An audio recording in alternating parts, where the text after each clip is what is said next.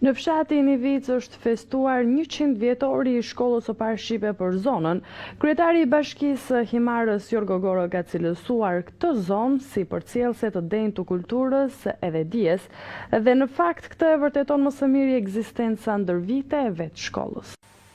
Nisi në orën 10 legjislatura e 9 e Kuventit të Shqipërisë. Seanca e paradites, e cila është hapur nga deputeti socialist Besnik Baraj pas leximit të emrave të 140 deputetëve të zgjedhur.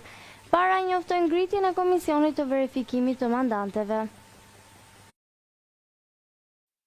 Presidenti i Republikës Bujar Nishani ka pritur paraditën e kësaj të premte në zyrën e tij ministren e Arsimit dhe Sportit Lindita Nikolla.